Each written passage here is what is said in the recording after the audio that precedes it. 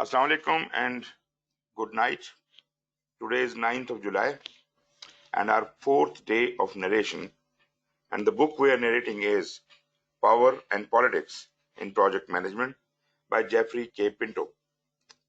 So far, in last 3 days, we have covered 3 chapters. First chapter was Project Management and the Problem of Politics. Second chapter was Stakeholder Analysis and Project Management. And yesterday, in the third lecture, we covered Power and the Project Manager. Today we are going to be starting the fourth chapter, which is a very interesting topic, and that is what is organizational politics. So let us move on and see what is organizational politics. Few topics generate as much heat and passionate feelings as a discussion of political behavior. Most organizational personnel are quick to condemn politics and their chief practitioners, company politicians, as predatory and counter to the interest of the organization. In fact, it is generally impossible to find individuals with even minimal organizational experience who have not had some bad experience with office politics during their careers. In spite of most managers' familiarity and experiences with organizational politics, surprisingly, little is known about the concept and its true impact on individuals within the organization. One of the areas where politics is better understood, particularly its impact, is in the process of developing and implementing projects in organization. A phenomenal amount of anecdotal and case study information exists that strongly reinforces the importance of understanding and effectively utilizing organizational politics as a tool in successful project implementation. Indeed, without an understanding of the role that power and politics plays in project management, the likelihood of managing the successful development of a project will be significantly diminished. This chapter examines in some detail the basis of a project manager's potential personal power and the concept of organizational politics from the project management perspective, developing some of the more well acknowledged themes that pervade the topic. No matter what definitions of politics that reader uses, the end result is that political behavior is used as a method for dealing with basic organizational conflict. Unfortunately, while the practice of politics is often used to deal with conflict, the irony is that political behavior itself usually becomes a contributing cause of additional organizational conflict. This chapter also presents a comprehensive overview of the power basis of project managers as well as a political framework for organizations, demonstrating the inherent nature of conflict in attempting to implement projects despite of a variety of project stakeholders. The chapter ends with suggestions to project managers on how to effectively operate within the political arena of organizations, not to achieve predatory and self-serving ends, but in an effort to smooth the process by which their systems are adopted. Power and the project manager. An additional discussion of power is warranted here because it is important to understand how power relates to subsequent exercise of politics.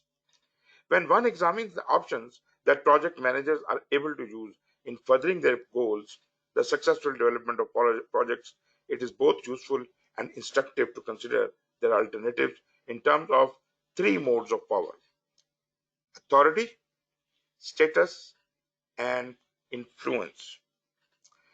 This authority, status, and influence model was proposed by Robert Graham as a way to make clear the methods by which project managers can achieve their desired ends. The model is valuable because it illustrates one of the key problems most project managers have in attempting to develop and implement their projects in corporations.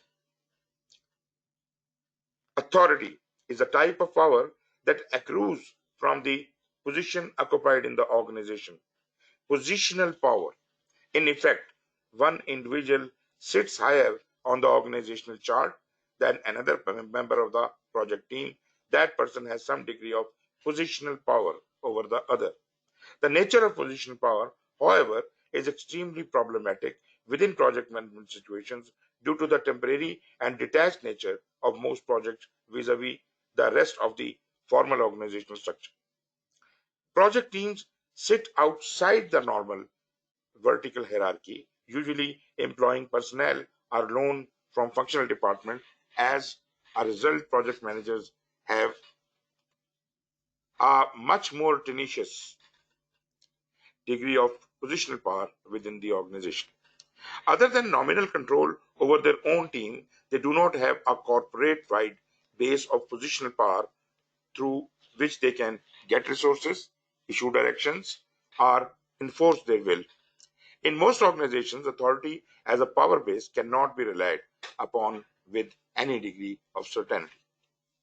Likewise, the second mode of power, status, is often problematic for project managers. Status implies the project manager, due to nature, importance, or visibility of his or her project, can exert power and control over others in the corporate hierarchy as needed. And while some projects and project managers do indeed possess an enormous degree of status due to the importance of their projects, for example, the project manager for the Boeing 777 program or the project manager for the recently completed Eurotunnel, the vast majority of project managers toil in relative obscurity, working to bring their projects to fruition while receiving little public recognition for their work. Most project managers cannot rely on status as a form of power and control over resources to enhance their project's likelihood of success. Despite obvious exceptions, the reality is very few projects or project managers can depend upon their status as a persuasive form of power. The project manager's final form of control, influence, is an informal method for gaining compliance. Project managers who use influence in furthering the goals of their project usually work behind the scenes, negotiating, cutting deals, or collecting and offering IOUs. Influence as a power tactic is most readily used when managers have no formal positional authority to rely on. Hence, they are forced to use less formal means to achieve their desired ends. Influence is most widely seen as a power tactic in situations in which there is no obvious difference in authority levels among organizational members. To use an example from government, a president who is unsure of his degree of formal power and ability to force his legislative agenda through a recalcitrant Congress is likely to spend a great deal of time making backroom deals and negotiating compromises. Dictators have no need to resort to using influence. What is the implication of the authority, status, and influence model? Graham notes that nature of project management work, the manner in which project managers and their teams are selected, and the relationship of projects to the formal organizational hierarchy force project managers to rely to a great degree on their ability to cultivate and effectively use influence as a negotiating and power tactic than neither of the other two forms of power. Formal, broad based authority rarely exists for project managers to use in furthering their projects, and likewise, while some projects and our project managers have the status to gain the resources they need, it is much less likely that the typical project manager, particularly young members of the organization, will have enough status to effect any sort of change they desire. On the other hand, any project manager can learn to develop the skills to use influence as a power tactic. The key is realizing that influence is a form of corporate political behavior that can be used for the benefit of the project and ultimately the organization. To better understand the relationship between the use of informal influence tactics and political behavior, a comprehension of exactly what organizational politics implies is needed. That brings us to the next topic, that is, what is organization political behavior? Few topics stir up as many sharply voiced opinions and general disagreements as the notion of corporate politics. Writers and researchers usually find that they cannot even agree on a uniform definition of politics, let alone acknowledge the role of politics in organizational life. When one sifts through material on power and politics, a number of definitions are suggested, each with a varying degree of usefulness. Among the definitions of politics that are currently extant, some important patterns can be discerned which help establish a framework for understanding the concept. For example, one colleague has referred to politics as self interested behavior with guile. Another definition suggests politics involves those activities taken within an organization to acquire, develop, and use power to get one's way. Henry Mintzberg, another well known researcher in organization theory, suggests politics encompasses modern organizations, referring to system captured by conflict. Yet another definition of politics characterizes political behavior as inherently competitive and focused on satisfying self interests. These and the other definitions of the negative school generally portray political behavior as essentially malevolent, conflict laden, self aggrandizing, and unhealthy.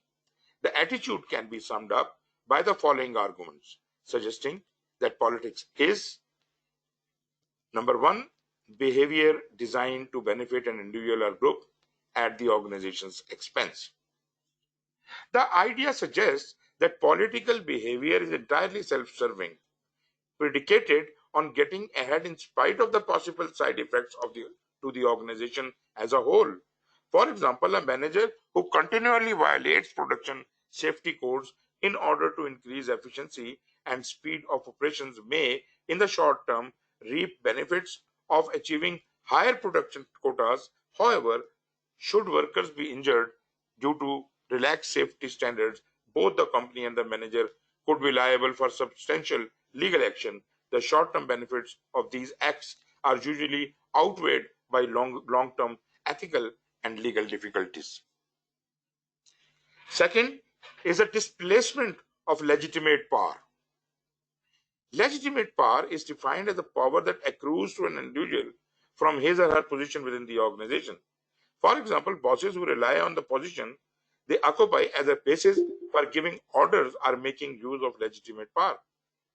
Politics has the capacity to displace legitimate power through machinizations designed to circumvent the conventional authority structure of the organization. For example, consider a situation in which a three-person chain of command exists. Sue is at the top, Bob is her subordinate, Alan is Bob's subordinate.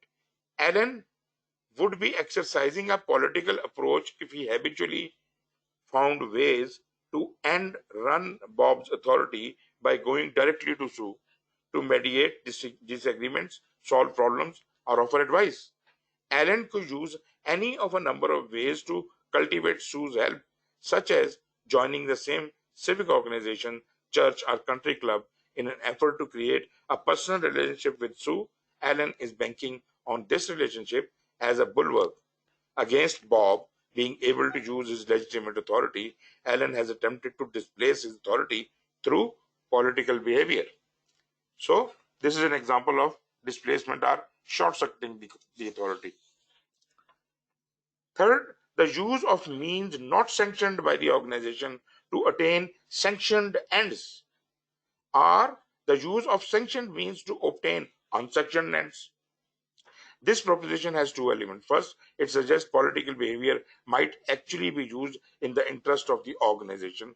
This behavior would, however, be widely perceived as unethical or immoral. Recently, the chairman and CEO of Bath Iron Works, a major shipbuilding company with extensive Defense Department contracts, resigned in disgrace following disclosure he had illegally accepted and made use of photocopied US Department of Defense documents of a sensitive and secret nature, which gave his firm an unfair advantage in bidding for new contracts. Obviously, it was in the interest of this company to win those contracts sanctioned ends. Equally obvious, he violated the law using unsanctioned means in gaining this competitive advantage, and following his resignation, his company was forced to pay a substantial fine for his actions.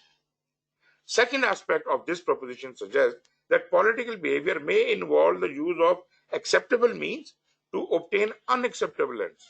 Again, the issue here has to be with the degree to which political actors are willing to bend moral or ethical codes in order to gain an advantage.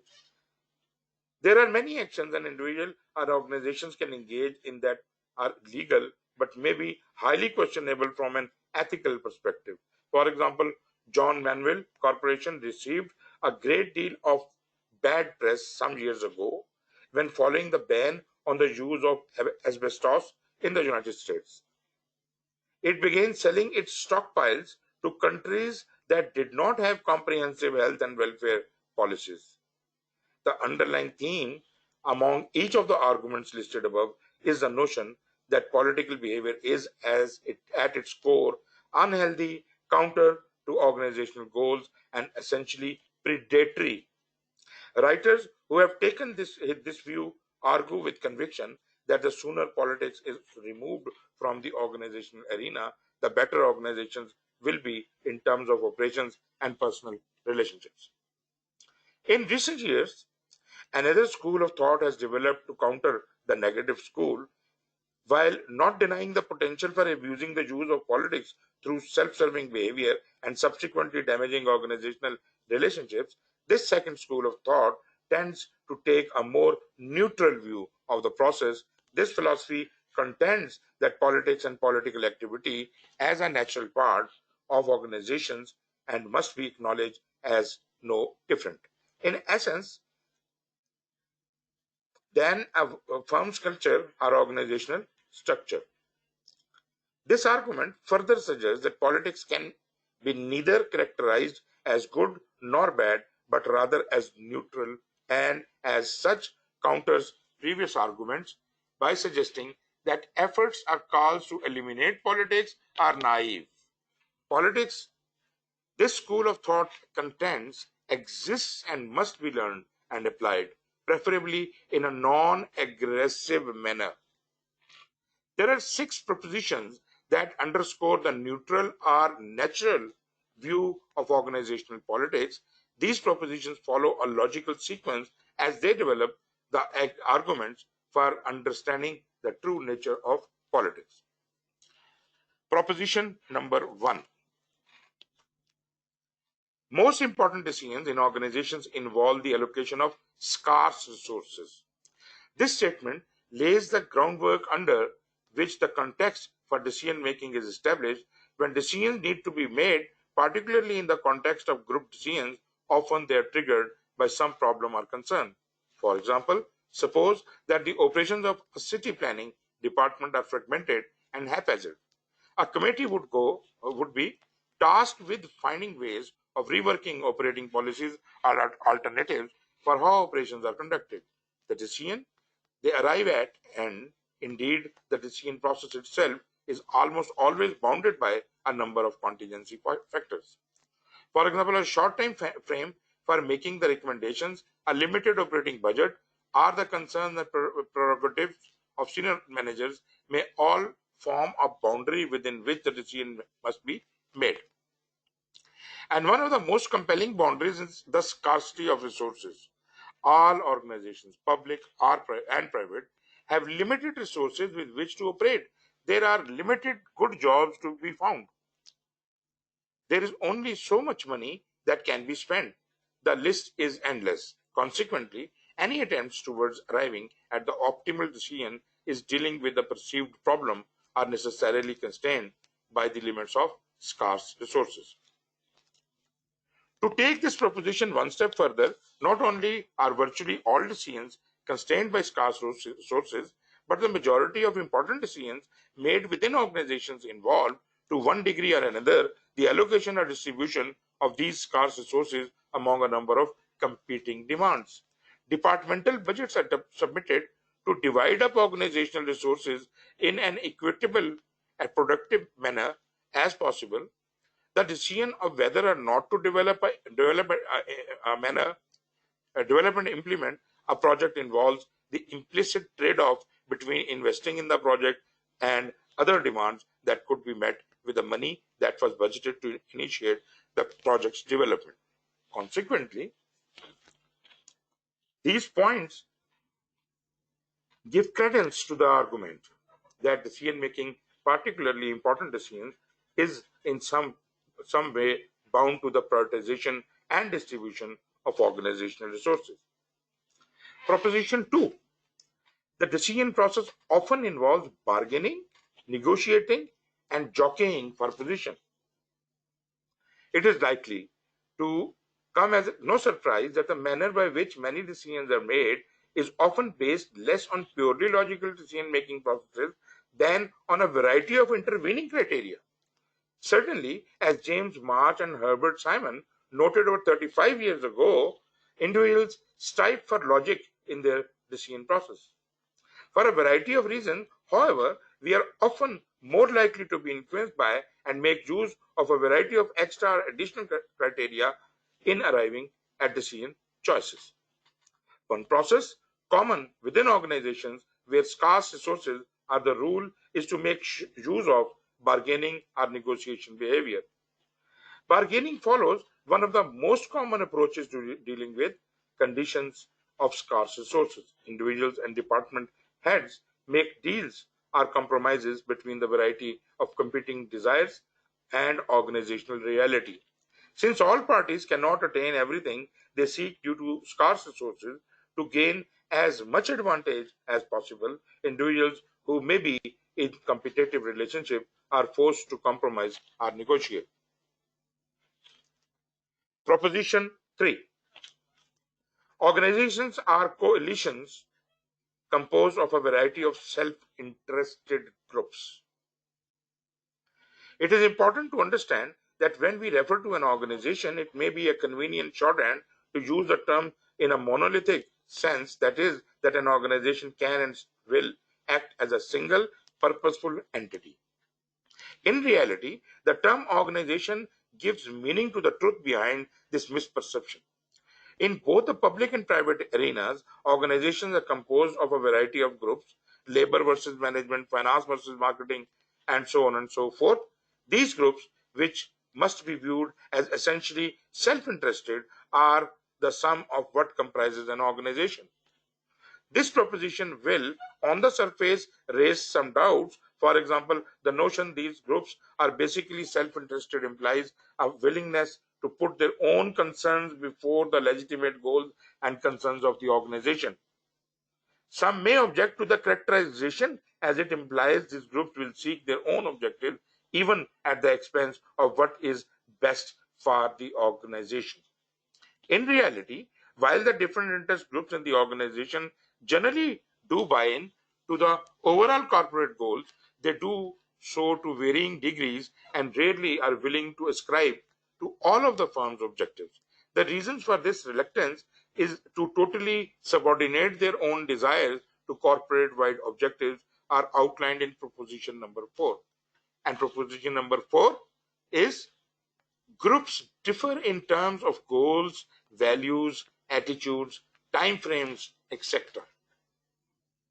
In 1967, a landmark research study was conducted by Paul Lawrence and J. Losch that sought to investigate the manner in which roles and attitudes differ among various subgroups in organizations.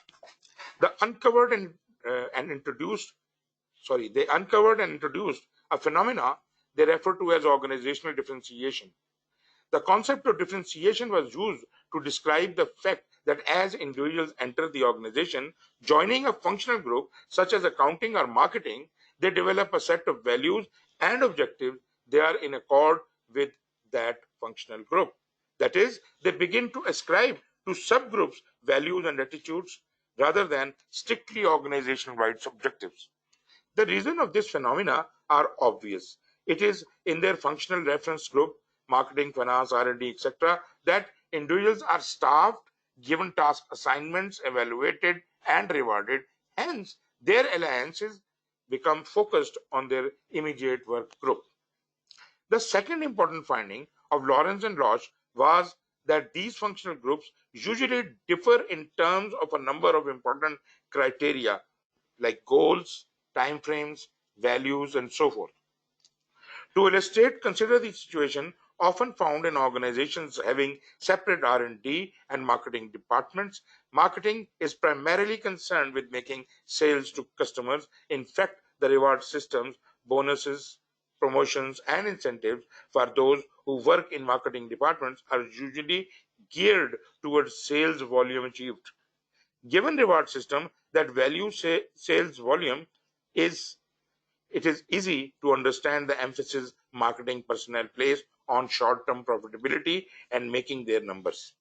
Compare their value system to that of a typical R&D department where incentives are related to creativity, innovation, and technological advancement. These activities cannot be regulated in any way that is similar to the approaches used in marketing. Further, the time frame of our R&D personnel are often long-term, aimed at achieving technological development. Naturally, the short-term sales volume goals of marketing not only differ from R&D long-term focus, but often they actually conflict.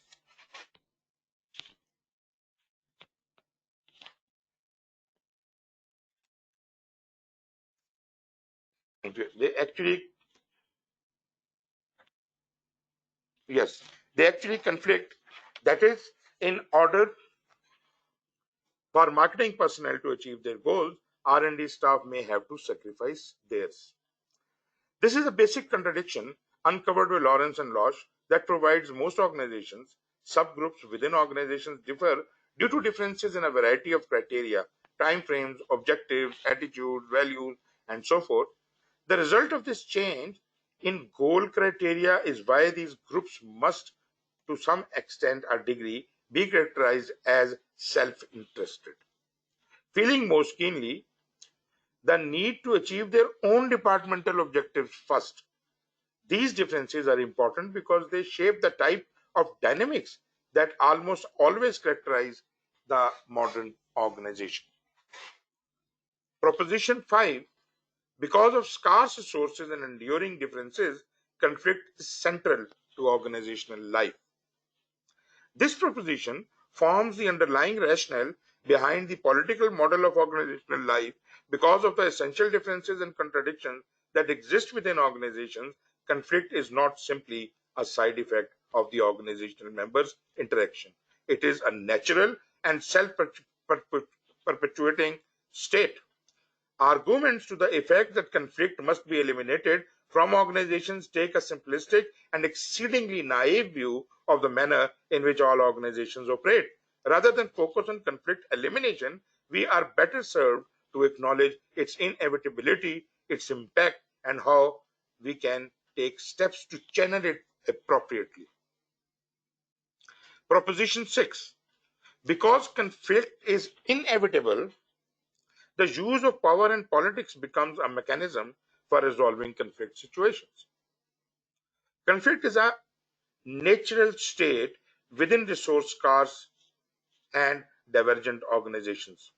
Political behavior is an important tool to controlling and resolving conflicts in cost-effective and useful ways.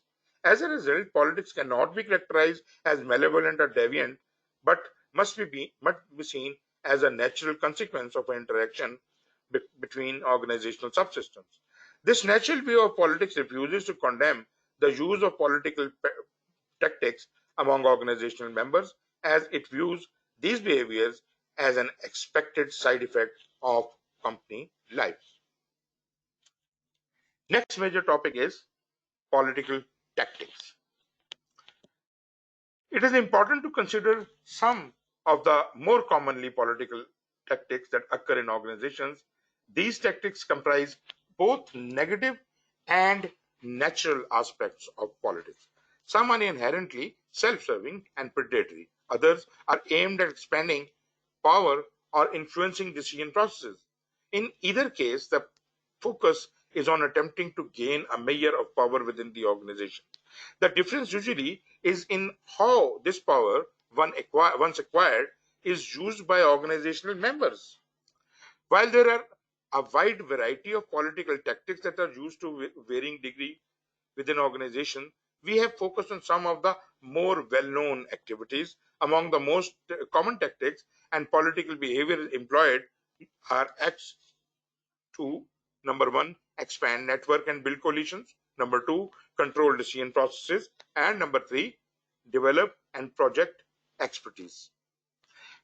Expanding networks and building coalitions is one of the most common political behavior seen in organizations. People who understand and use politics well realize the best way to get what they need is to never force an issue to a head rather they are much more likely to network with powerful members of the organization who are able to give them their desired objectives. Politicians have two reasons for avoiding open fights. First, they realize that when an issue comes to a head publicly, it forces them to defend their actions and views publicly. Politicians, as many of us can attest, prefer to remain in the background while maintaining congenial relationships with all because it is in such an atmosphere that they are able to achieve their ends more effectively. The second reason why they prefer to avoid open conflict is that political actors are perfectly willing to target any member of the organization as a potential ally for future actions. The last thing good politicians want is open conflict with another member of the organization because it virtually eliminates a potential source for further favors and advantages. A far better method of achieving their ends involves the politician working to create and continually expand a network of allies and acquaintances who can be called upon to help when needed. Through networking and developing a widespread coalition, politicians are better able to call in favors or influence decisions involving allocating scarce resources.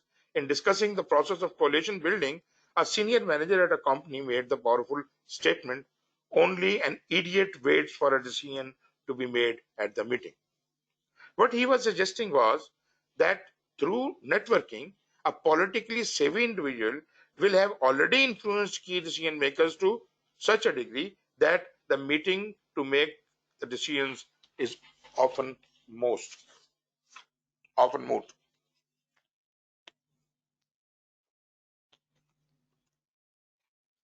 Controlling decision processes in the politicians' effort to constrain the bounds of a decision in such a way that when the decision is finally made, it is in accordance with the politician's wishes.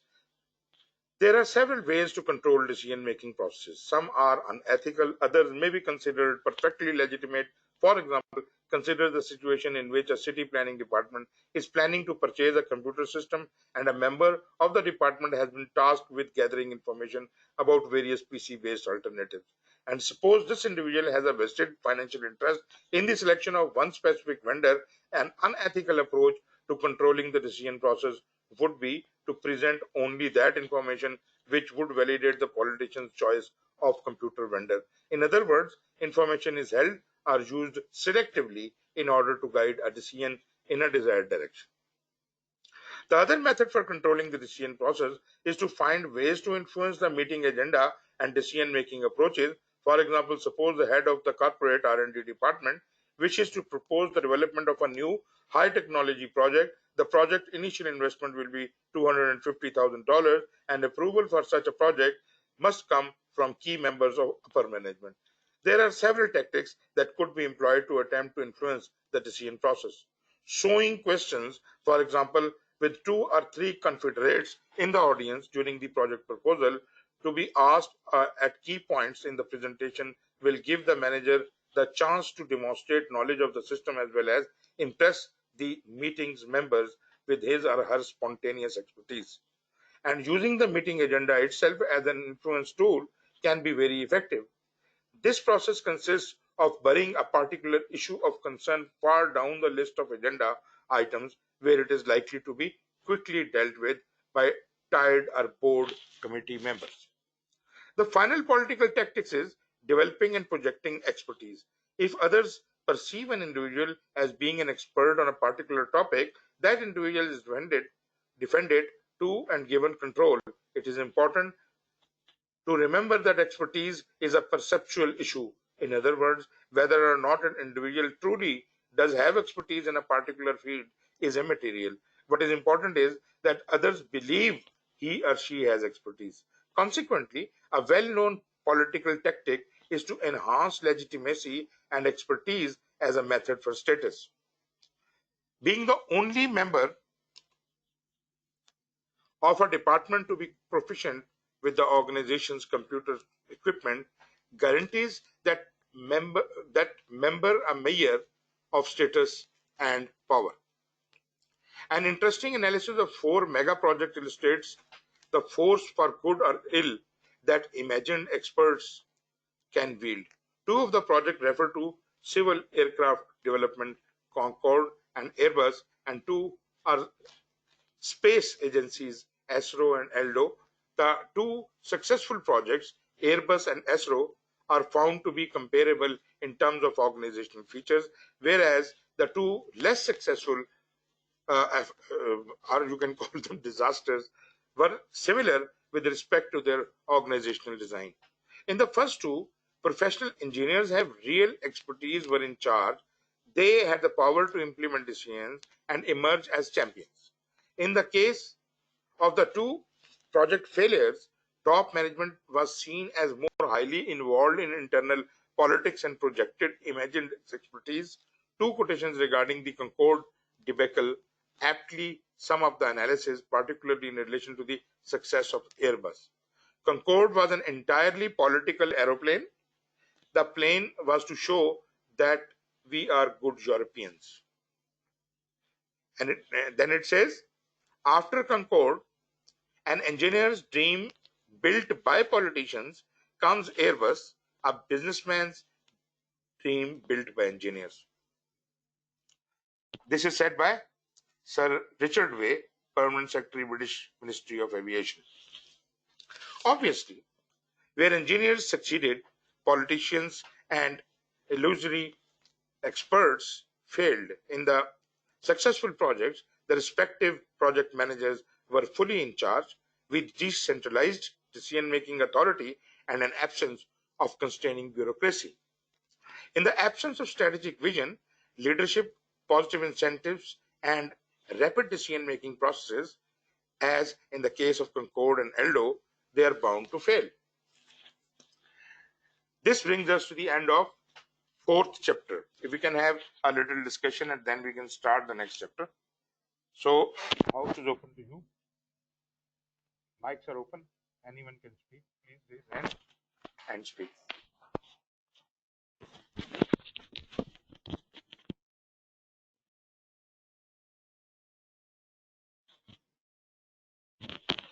Ji, no comments? जी वकार, आपका क्या ख्याल है? कोई काम की बात हुई है कि नहीं हुई है इसके अंदर?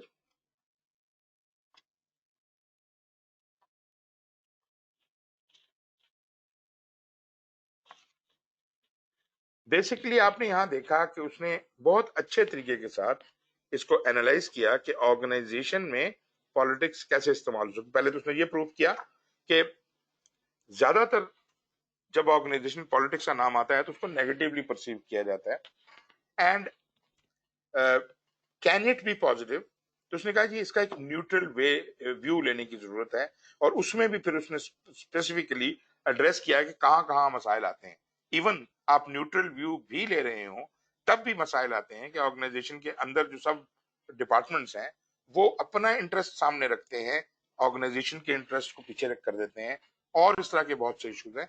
तो खैर एनीवेज हमें काफी एक अच्छी गाइडलाइन मिल गई, एक समझ हमें पता चल गई कि ऑर्गेनाइजेशन में पॉलिटिक्स का क्या रोल है और किस तरीके से आप अपना व्यू फॉरवर्ड कर सकते हैं, उसको इंजीनियर कर सकते हैं। अगेन आई वुड से कि नेगेटिव एस्पेक्ट्स ऑफ पॉलिटिक्स को एक साइड पे रख के न्यूट्रल या पॉजिटिव साइड के ऊपर इसको यूज करने की कोशिश की जाए तो that is exactly what we aspire. जी सर, अस्सलाम वालेकुम। जी ना, अस्सलाम वालेकुम।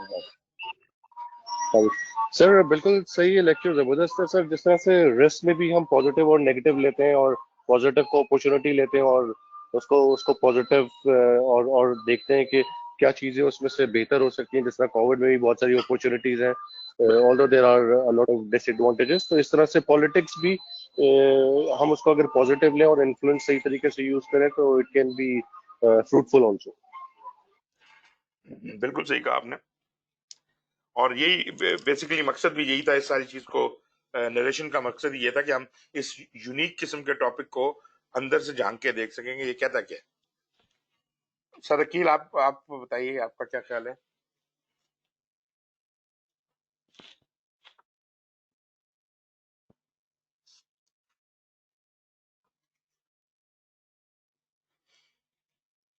Sir, I agree with your proposal, whatever you have said. In fact, if we take it in a positive way, if we use the organizational politics for the betterment of the organization, बिल्कुल it will contribute in the efficiency of the organization. बिल्कुल And it is required. It is required at the top level and executive level. बिल्कुल सही है sir. आगे से चलते हैं।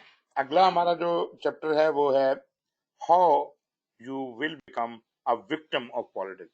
ये वही फिर नेगेटिव्स का निशाना। तो इसको शुरू करता हूं सर, जितना भी हो गया, अभी हमारे 20 मिनट्स हैं। How you will become a victim of politics. In presenting both the negative and natural sides of the debate on the nature of corporate politics, it is important for individuals to draw their own conclusions about the role of politics in organizational life. As shown in table 5.1 on the next page, if you want to see it, I'll just flash it for you. I'll get back to it, but let me go back to reading part of it. As shown in table 5.1, people entering organizational service for the first time are likely to take one of three distinct positions regarding political behavior. The first approach can be best termed as naive attitude regarding politics. Naive individuals view politics as unappealing at the outset and make firm resolution never to engage in any type of behavior that resembles political activity. Their goal is, in effect, to remain above the fray, not allowing politics in any form to influence their conduct. The second and exact opposite approach is undertaken by individuals who enter organizations with the express purpose of using politics and aggressive manipulation to reach the top. These people are sharks. While relatively few in number, these people readily embrace political behaviors in its most virulent form. Their loyalty is entirely to themselves and their own objectives. Work with them, and one is likely to be used and manipulated. Get between them, and their goal and their behavior becomes utterly immoral. The only cause these individuals espouse is their own. The naive and sharp positions are equally and unprofitably wrong minded about politics. Their attitude underscores the awareness of the third type of organizational actor, and that is a politically sensible. Politically sensible individuals enter organization with few illusions about how many decisions are made. They understand either intuitively or through their own experience and mistakes that politics is simply another side, albeit an unattractive one, of the behavior in which one must engage in order to succeed in modern organization. While not shunning politics, neither do they embrace its practice. Rather, the politically sensible are apt to state that this behavior is at times necessary because that is the way the game is played. It is also important to point out that politically sensible individuals generally do not play politics of a predatory nature, as in the case of sharks who seek to advance their own careers in any manner that is expedient. Politically sensible individuals use politics as a way of making contacts, cutting deals, and gaining power and resources for their departments or projects to further corporate rather than entirely personal ends. Everyone must make up their own minds regarding the efficacy and morality of engaging in corporate politics. Interviewing successful project managers would show it is almost impossible to be successful in organizational systems without a basic understanding of and willingness to employ organizational politics. Whatever position one adopts, research has led to some important conclusions about politics. A recent large scale study of senior and mid level managers offered a number of interesting conclusions about the use of politics in organizations.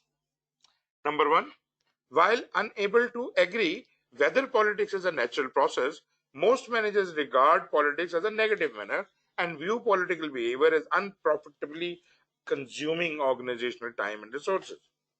Number two, managers believe political behavior is common at all organizations. Number three, majority of managers believe political behavior is more prevalent among upper managers than those at lower levels in organization. And number four, political behavior is much more common in certain decision domains such as structural change or new system implementation than in other types of organizational activities such as handling employee grievances. The fourth conclusion is particularly relevant to a discussion of corporate politics. The reason political behavior is more common under certain conditions, such as new system introduction, is that these types of organizational changes signal the potential for a significant shift in power relationships. Any form of organizational change has the potential to alter the power landscape. The reason Hickson and his colleagues have noted, is that one important detriment of power is the notion of centrality. Centrality. Centrality refers to how involved and central to the main activities of an organization a particular individual or department is. The more central to the organization's mission, the greater the power held by that department. The initiation and implementation of a new project has the potential to remove the power of centrality from department and transfer it to another location, the project team. As previously noted, if a project is developed under the auspices of one department, other functional areas may view that development with suspicion because it shifts the spotlight from their own activities to a project team sitting outside of their jurisdiction. Any action or change effort initiated by members of an organization that has the potential to alter the nature of current power relationships provides a tremendous impetus for political activity.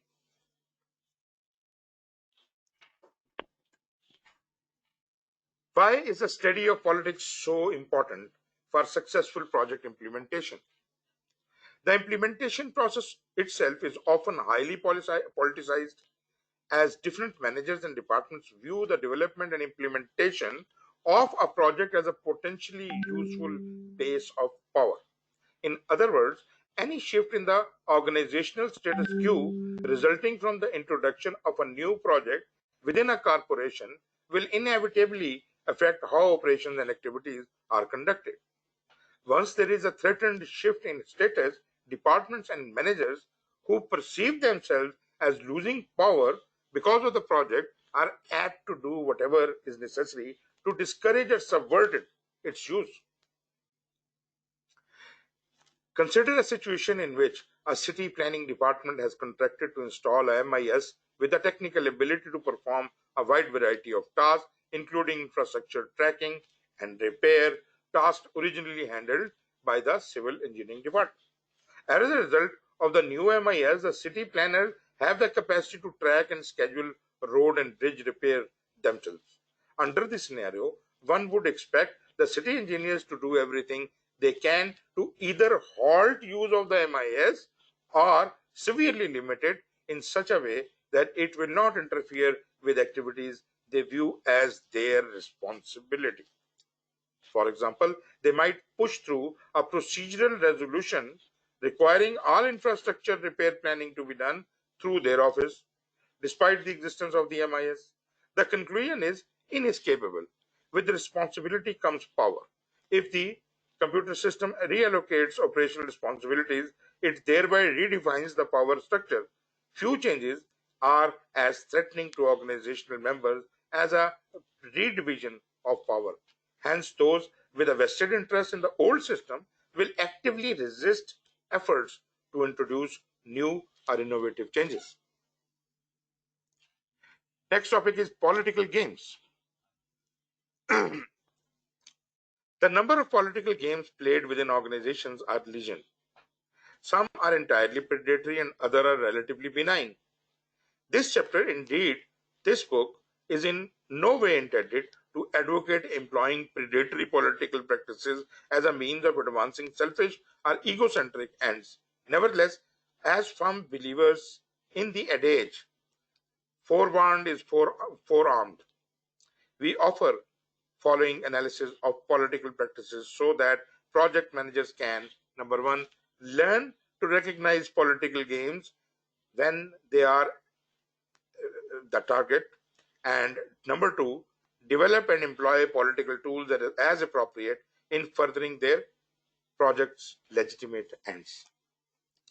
Harrison developed a set of political principles he labeled the Political Manager's Toolkit. His list is broad and offers a fine framework for a more in-depth discussion of various political tactics. He cites a set of 10 activities that are political in nature and can work to a manager's advantage if employed prudently. Not all of the tactics are savory, nor are they all recommended for use. Nevertheless, as a starting point for understanding the types of political games prevalent in modern organizations, each offers a clear window for examining the political realm. The 10 political tools are gaining support. Number one is the gaining support from a higher power source or sources. Number two is alliance or coalition building. Number three is controlling a critical resource. Four, controlling the decision process. Five, controlling the committee process.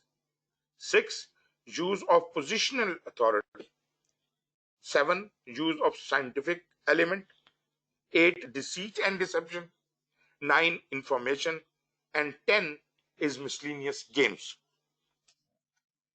Taking them one by one, gaining support from a higher power source or sources. All projects proceed more smoothly if they can attract the sponsorship of a powerful champion. Rather than passively waiting and hoping a champion will appear and aid the project, smart politics suggests project managers should go out and actively enlist support. Some of the methods used to gain support include the sponsorship game, lobbying, and co-optation.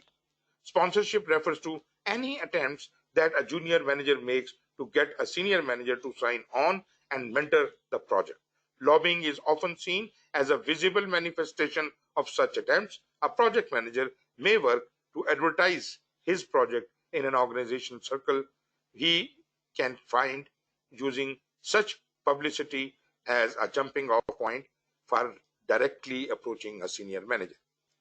Co-optation is the project manager's practice of employing allies in search for a champion. Rather than act alone, a smart politician will cast a wide net using other managers and additional contacts to single out and approach potential top management supporters. Second was alliance or coalition building. Alliance or coalition building is a favorite tactic of canny political actors and one of the most common forms of political behavior in organizations. Smart politicians on this page, you can also see all of these 10 points listed on the form of table 5.2, political tactics. But I'm going to read on. So, what was I saying? Okay. Some politicians recognize that the wider their circle of allies, friends, and contacts, the greater their potential source of support in times of need. Indeed, bargaining, which forms the basis for such a political behavior, is enhanced by a large coalition. One common method for developing alliances include giving and accepting of IOUs.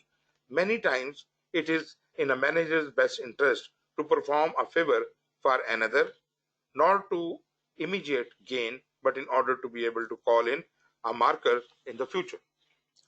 If it should be necessary, likewise, canny politicians learn the art of negotiation and deal making as natural byproduct of their profession. Other forms of alliance building include treaties of mutual support and defense and establishing common causes. It is axiomatic that clever politicians couch their approach and request for support in terms of appeals to the higher good.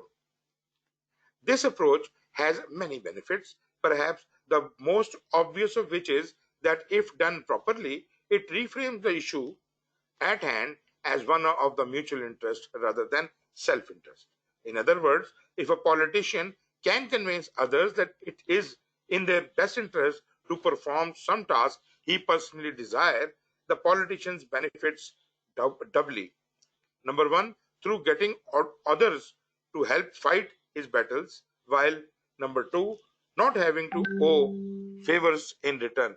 As an illustration of this principle, a large business school recently undertook a major revision of their curriculum in order to weed out old, non essential courses and update the teaching approach. The head of one department facing severe cuts managed to convince the heads of two other departments that the revision would damage their prerogatives as well. Although untrue, the politician was thus able to enlist the active and vocal support of other members of the college and ultimately minimize the potential damage to his own department. I think I should stop here and I will start from tomorrow from third point, controlling a critical resource. And if you look at the table, it summarizes each of these 10 points, right? These political tactics, 2 we have studied so far and 8 are left. We will start tomorrow from number 3, controlling a critical resource, page 81. So that takes up all 1 hour. That was nice to have you with me for this 1 hour. Any comments at the end of the day? Rather night, end of the night. Yes, please. Ivakar? नहीं sir, it's all fine. Thank you. Wonderful. जी circle कोई आपकी तरफ से point तो नहीं? Thank you, sir. Thank you very much. Thank you, sir. Thank you. And it was really nice to have you all. इंशाल्लाह कल हम इसको इस चैप्टर को आगे बढ़ाएंगे यहीं से जहाँ छोड़ा है. Thank you very much and take care. खुदा हाफिज. Okay.